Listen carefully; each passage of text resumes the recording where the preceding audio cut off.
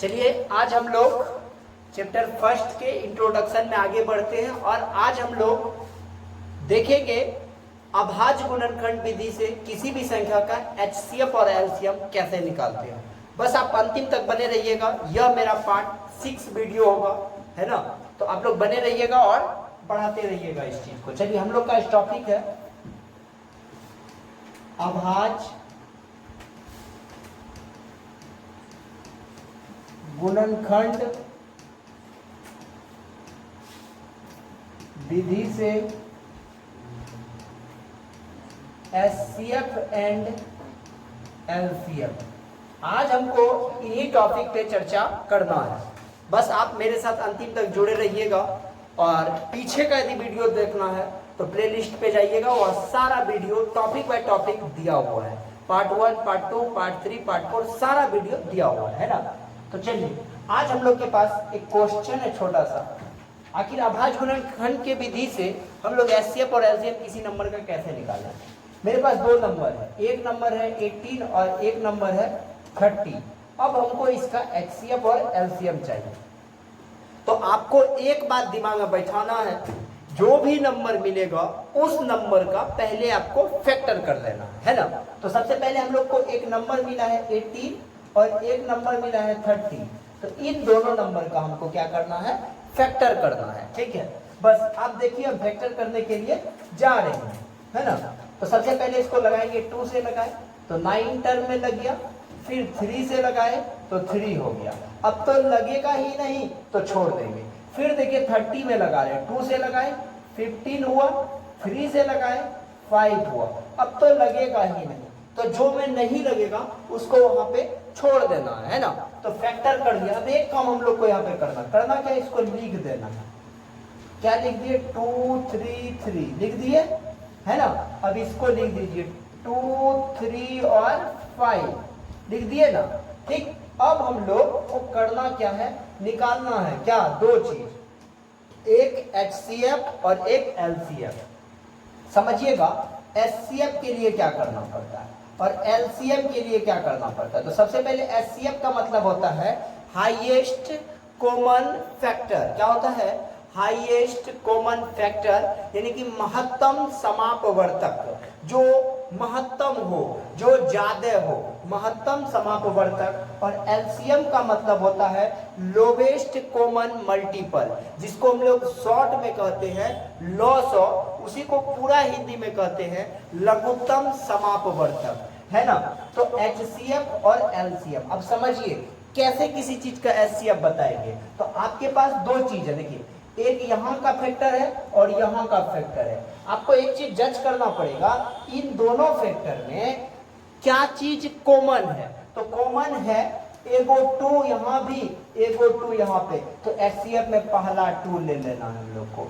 जो चीज कॉमन रहेगा ना उसको एचसीएफ में जाकर के लिख देना है। सेकेंड देखिए क्या है, एगो 3 यहाँ पे, एगो 3 यहाँ पे। तो दोनों में 3 है तो एगो 3 को भी ले लेना है। अब बताइए कुछ कॉमन है, नहीं है, बस एक काम कर देना है, 2 3 या कितना हो गया 6। तो इसका एचसीएफ बाबू कितना निकल के आ गया 6। शायद इन दोनों नंबर का आप एचसीएफ अभाज्य गुणनखंड विधि के द्वारा निकालने के लिए सीख गए होंगे। यानी दोनों में जो कॉमन फैक्टर आएगा वही एचसीएफ होगा, यानी कि उसका मल्टीपल क्या हो जाएगा, एचसीएफ हो जाएगा। अब एलसीएम को जानते हैं। एलसीएम के लिए आपको क्या करना पड़ेगा, पहले ही दोनों नंबर को लिखना पड़ेगा। तो दोनों नंबर को हम लिख दिए, लिखने के बाद जो बच गया, बचा क्या, 3 बच गया और 5 बच गया। बस इसको आप इंटू में लिख दीजिए और सबको मल्टीपल कर दीजिए। तो 2 3 जा 6, 6 3 जा 18, 18 5 जा कितना हो गया 90। तो इसका एलसीएम हो गया 90 और एचसीएफ हो गया इसका 6। शायद आपको अच्छा से समझ में आ गया होगा अभाज्य गुणनखंड विधि से एचसीएफ और एलसीएम, यानी फैक्टराइजेशन मेथड से क्या, एलसीएम और एचसीएफ। अब आपको हम 3 डिजिट का बताते हैं, 3 डिजिट का होता कैसे। ये तो 2 डिजिट का था ना, अब आपको हम 3 डिजिट का बता रहे हैं। जैसे आपको क्वेश्चन है 12, 15 और 18, इस क्वेश्चन का एलसीएम और एचसीएफ अभाज्य गुणनखंड विधि से हम लोग को निकालना है ना। तो चलिए देखते हैं हम लोग निकलेगा आखिर कैसे। क्या निकालने के लिए जा रहे हैं, एचसीएफ और एलसीएम। तो सबसे पहले हमको क्या करना पड़ेगा, 12 का अलग से फैक्टर, 15 का अलग से, 18 का अलग से, तीनों का अलग अलग फैक्टर करना है। तो करने के लिए चल दिए, 2 से 6, 2 से 3, अब तो लगेगा नहीं, छोड़ दीजिए। 3 से 5, अब तो लगेगा नहीं। 2 से 9, 3 से 3, अब इसमें भी नहीं लगेगा तो इसको छोड़ दिए, कोई दिक्कत। अब समझिएगा। अब आपको हम बताए थे HCF लिख दीजिए यहाँ पे, और यहाँ पे क्या लिख दीजिए, LCM लिख दीजिए। एक और तनी को आपको समझदारी वाला बात हम बता देते। पहला क्या था, 2, 2 और 3, ठीक। दूसरा में क्या था, 3, 5, ठीक। और तीसरा में हम लोग का क्या आया, 2, 3, 3। अब तो कुछ नहीं आया, यही हम लोग के पास है। अब आप बताइए तीनों में कॉमन क्या है, यानी कि तीनों में ऐसा कौन सा डिजिट है जो तीनों में है, या कौन सा नंबर है जो तीनों में है। तो पहला में भी 3 है, दूसरा में भी 3 है, और तीसरा में भी 3 है। तो 3 इसका क्या हो गया है, HCF हो गया है। और कोई नंबर है क्या, नहीं है ना, केवल 3 था, इसलिए इसका HCF हो गया 3। अब देखिए LCM में आपको क्या करना पड़ेगा, पहले तो 3 को लिख देना पड़ेगा, फिर बाकी जो भी बच गया उसको लिख दीजिए। क्या बचा, 2, फिर 1, 2, फिर 5, फिर 2, फिर 3। अब तो कुछ नहीं बचा, अब इन सबको मल्टीप्लाई कर दीजिए, वही आंसर हो जाएगा। कितना हो गया, 5 या 15, 15 या 45, दूना 90, दूना 180, 180 दूना 360, आंसर हो गया। समझ में आया कि नहीं आया। तो आपको कितनों डिजिट का मिल जाए आप खटाक से बना दोगे, तो आपको LCM और HCF अच्छा से समझ में आ गया होगा। किस विधि से, फैक्टराइजेशन मेथड से, यानी अभाज्य गुणनखंड विधि से। चलिए यदि आप समझ गए हैं दोनों को, ठीक है, तो आप एक होमवर्क में हमको बना करके दिखाइएगा, ठीक है। तो होमवर्क का क्वेश्चन है, क्वेश्चन नंबर फर्स्ट, 45, 60, ये हो गया 2 डिजिट का। और क्वेश्चन नंबर 2 है बउआ 120, 100 और 90, यानी कि ये 2 क्वेश्चन आपको होमवर्क में है। दोनों का जवाब आपको कमेंट बॉक्स में लिख करके दे देना है। मेरे ख्याल से आप HCF और LCM को अच्छे से समझ गए होंगे। अब इससे रिलेटेड कुछ बात आपको हम बताने के लिए जा रहे हैं जो समझना बहुत ज्यादा जरूरी है, जो ऑब्जेक्टिव टाइप का है ना। चलिए अब आपके पास एक बात आएगा, हम लोग सम संख्या पढ़े हुए हैं, यदि नहीं पढ़े हैं तो जाइए प्लेलिस्ट में वीडियो निकालिए, उसको पूरा देखिए। अब आपको एक चीज कहेगा, 2 सम संख्या का, 2 सम संख्या का मौसौ यदि कहा तो HCF कह दिया, मौसौ यदि कहा तो HCF कह दिया।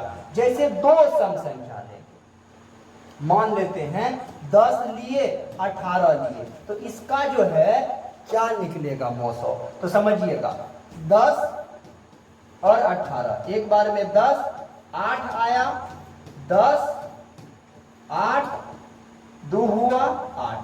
आपको याद करना पड़ेगा जब भी हम 2 सम संख्या ले रहे हैं, और यहां पे एक बात याद रखना पड़ेगा, ये तो हम लंबा बड़ा ले लिए तो ठीक है, लेकिन उसमें एक शब्द लिखा रहेगा लगातार।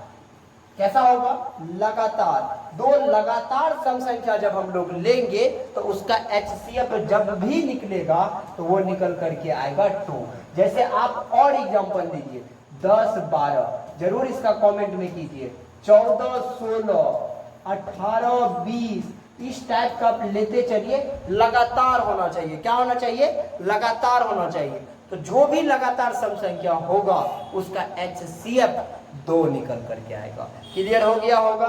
चलिए आप याद रखिएगा, हमेशा 2 इवन नंबर का HCF जो निकलता है वो 2 आता है। अब आगे चलते बउआ हम लोग, है ना। तो चलिए आगे चलने के कड़ी में एक बात आपको हम और बता रहे हैं, आपको कहेगा 2 विषम संख्या का, तो जब भी सम का कहा तो 2, और लगातार विषम संख्या का, कैसा विषम संख्या का, लगातार विषम का जो निकलेगा वो निकलेगा 1। आप चेक करके हमको कमेंट में बताइएगा, 3, 5, 5, 7, 7, 11, ये तीनों का चेक करके बताइएगा कितना निकल के आ रहा है। तो सम में जो बना यानी इवेन में जो बना वो 2 बन गया और ओड में जो बना वो 1 बन गया। समझ में आ गया कि नहीं गया? तो 2 लगातार यानी कंटिन्यू नंबर जो होगा ओड में उसका HCF 1 निकलेगा और 2 कंटिन्यू इवेन नंबर जब होगा तो उसका HCF 2 निकल करके आ जाएगा। समझ गए? तो यहां तक आपको शायद समझ में आ गया होगा। इसी में आपको एक और बात कहिएगा, थोड़ा और जान लेते हैं ना, जो कि ऑब्जेक्टिव भी नहीं छूटे हम लोग का। अब हम लोग के पास है 2 अभाज्य संख्या जब होगा तो क्या होगा? जब 2 अभाज्य भी होगा ना बउआ तो उसका HCF जो है 1 ही निकल करके आएगा। यह भी बात आप याद कर दीजिए। तो शायद यहां तक आपको बेहतर ढंग से समझ में आ गया होगा और HCF और LCM से क्वेश्चन मेरे ख्याल से आपका नहीं छूटेगा। अभी थोड़ा सा इसमें एक और टॉपिक है जो हम लोग नेक्स्ट क्लास में करेंगे। तब तक के लिए बाय बाय।